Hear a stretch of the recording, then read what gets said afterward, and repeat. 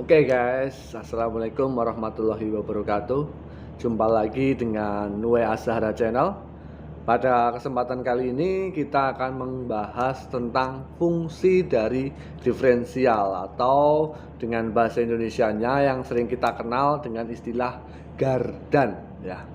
Jadi pada sebuah kendaraan yang digerakkan oleh dua buah roda atau lebih, contohnya seperti mobil, itu butuh yang namanya diferensial atau gardan. Kenapa? Karena dengan dua buah penggerak, misalkan dia di penggerak depan atau belakang, dia akan terjadi perbedaan putaran antara roda kiri dan kanan pada saat dia berbelok.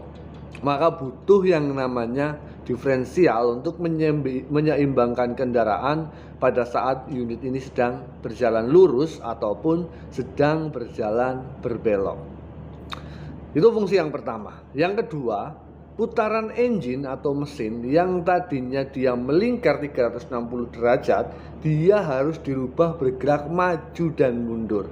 Nah, yang rubah siapa? Yang rubah adalah si diferensial ini.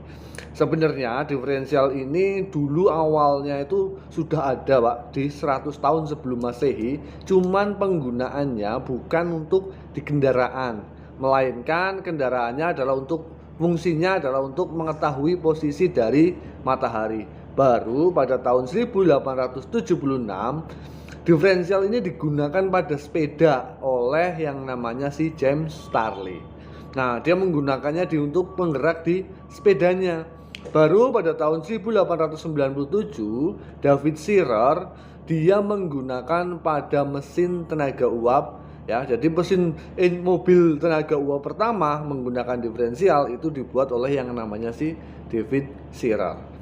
Baru di tahun 1932 Porsche mengembangkan variasi diferensial ini lebih spesifik atau yang sering kita kenal dengan istilah diferensial LSD ya.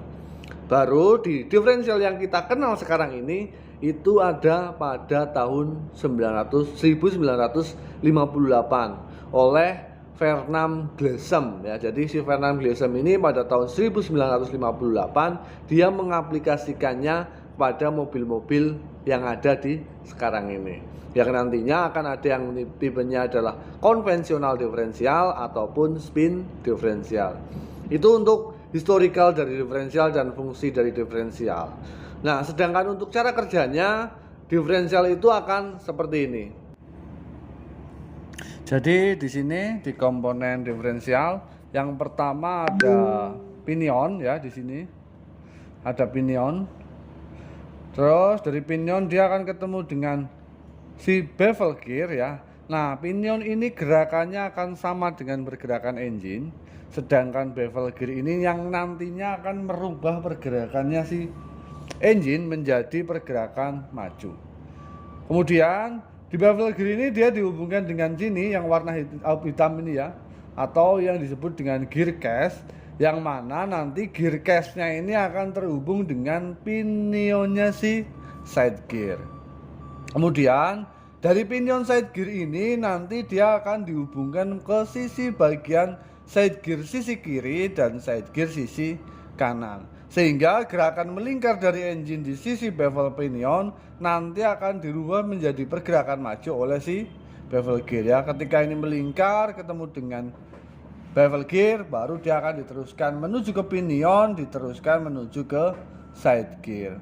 Nah, bagaimana dia cara kerjanya nanti akan seperti ini ya. Nah, ini tadi ya, ini pinion, ini bevel gear, ini ada side gear dan ini ada side gear dan ini ada side gear pinion. Ketika dia berjalan lurus, unit ini berjalan lurus seperti ini, maka pergerakan dari engine yang transmisi yang berputarnya ke kanan, dia akan dirubah menjadi gerakan maju atau mundur oleh si bevel gear di sini. Karena bevel gear tadi dihubungkan dengan drive case ya, maka drive case ini akan jadi satu kesatuan ikut berputar ya. Karena di drive case di situ dipasang si pinion side gear. Nah, pinion side gear inilah yang nantinya karena dia ikut berputar seperti ini, dia akan memutarkan sisi side gear. Ketika bebannya sama antara kiri dan kanan, maka si pinion ini akan diem ya, sehingga memutarkan putarannya si diferensial juga akan jadi sama. Tapi ketika berputar berbeda atau berputar atau berbelok, maka salah satu sisinya ini berbeda putarannya. Kenapa seperti itu? Karena dia terbebani. Roda di bagian dalam akan lebih lambat daripada roda bagian sisi luar, atau akan pergerakannya lebih cepat. Misalkan kita akan berbelok ke kanan ya. Ketika berbelok ke kanan, maka roda kanan akan lebih lambat pergerakannya daripada roda kiri. Kenapa bisa seperti itu? Karena pinion yang tadinya diam dengan si drive case untuk memutarkan side gear ini akan jadi berputar ya. Sehingga karena dia berputar karena terbebani, maka putaran kiri dan kanannya akan berbeda. Dengan mekanisme ini, maka nanti si diferensial ini tidak membebani dari si kendaraan ya. Dari saat ketika berbelok dia lagi lebih stabil. Bagaimana bisa seperti itu? Akan seperti ini. Nah, ketika normal, putaran side gear yang hijau dengan side gear yang berwarna merah ini sama ya.